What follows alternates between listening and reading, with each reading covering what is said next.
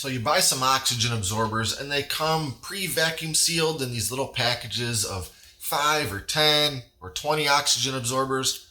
But right now you only need 1 or 2 of them. But to use those 1 or 2, you're still going to have to cut open the little vacuum sealed bag they came in, thereby exposing the whole batch to the air. So what do? Use the ones you need and just throw the rest away because they're going to be ruined by sucking up a bunch of ambient air? Definitely not. The good news is you can absolutely save those unused oxygen absorbers even after opening the original vacuum seal bag they came in. And in this video, I'm going to show you 2 super simple ways to do just that.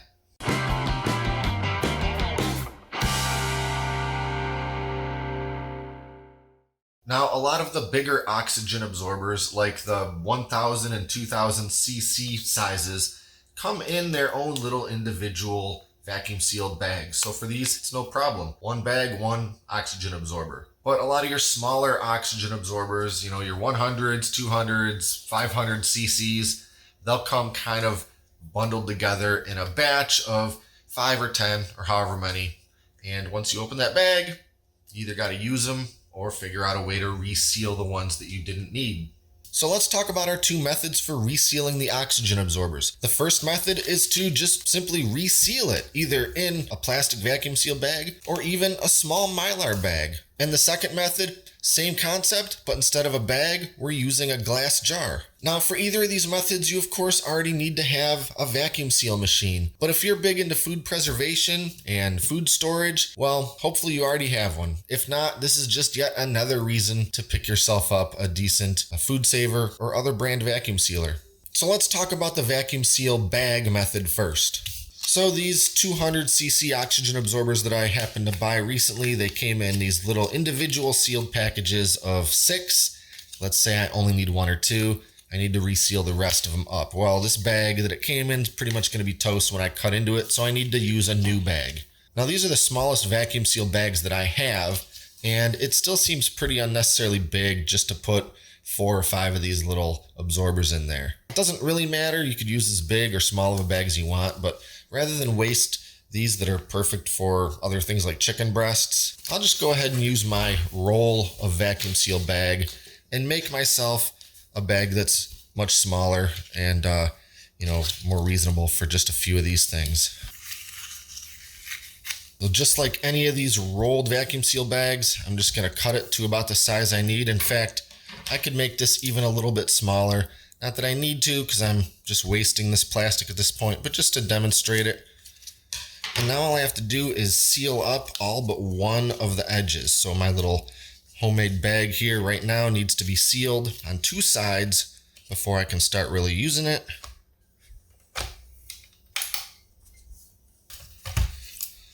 So we'll just go ahead and seal both of the long ends.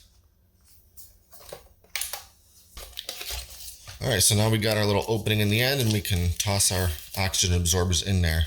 Now I waited to make this video until I actually needed a couple of these so I wouldn't end up just wasting some for the sake of demonstration. But I do need a couple, so I'm gonna cut into this bag.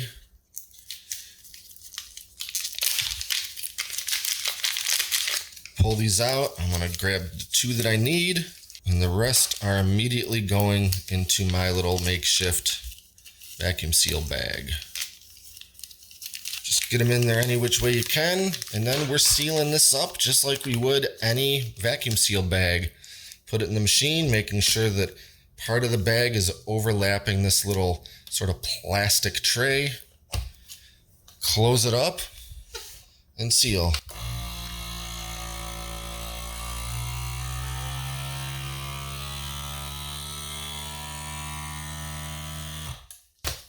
And there we have it, just as sealed and airtight as the package they came in. Now obviously these were exposed to the ambient air for maybe as much as 30 seconds while I was getting them into this little bag and resealing it, but that 30 seconds isn't going to be enough to really take any of the capacity of these oxygen absorbers and sort of shorten their usefulness or life or what have you. So that's option number 1. Let's take a look at option number 2. Now, I actually came up with the idea of making this video the other day when I was going through my pantry, and way at the back, I found this long lost forgotten jar of oxygen absorbers that I actually bought and sealed up a long time ago. In fact, because I like to date everything, I can see how long it's been. And it's been about 4 years, actually a little over 4 years since I sealed these up. I totally forgot about them. They've just been sitting back there ever since, but I sealed them up in this mason jar, totally airtight, and they're gonna be just as good as when I put them in here. Now it seems almost like a shame to take these out just for the sake of this video, but you know what? These were lost to me anyway because I forgot they existed until a couple days ago. But as you can see, these absorbers are still perfectly soft and squishy. I know you can't feel them like I can, but you know, I assure you they're just as sort of soft and active as they were the day I put them in here.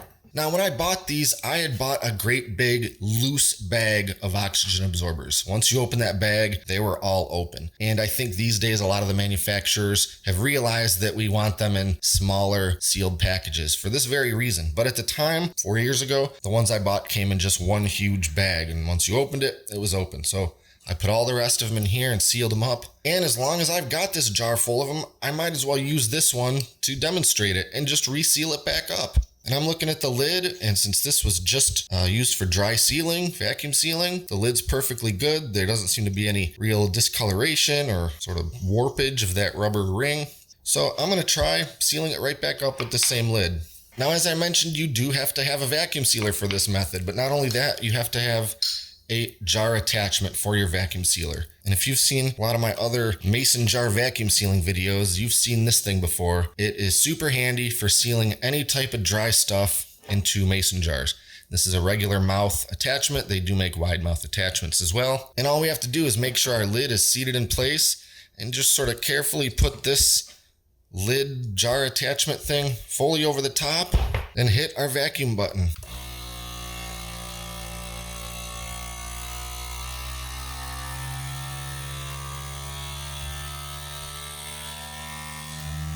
And we don't have to wait for it to seal anything because there's no plastic it needs to seal.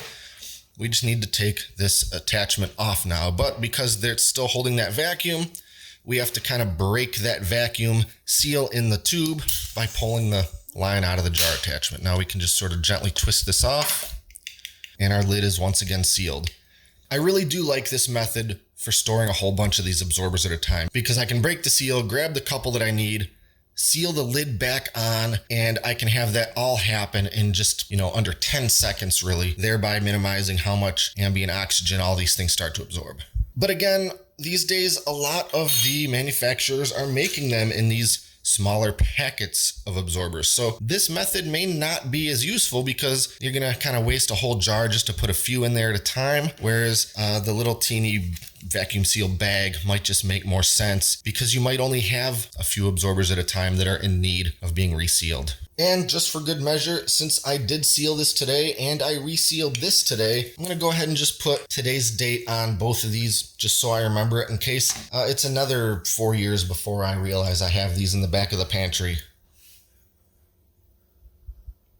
And that's about all there is to say about it. Whether you prefer the jar or the vacuum seal bag, either of these methods are going to work great to keep your oxygen absorbers fresh, or almost as fresh as they were when you first opened them for, well, years to come.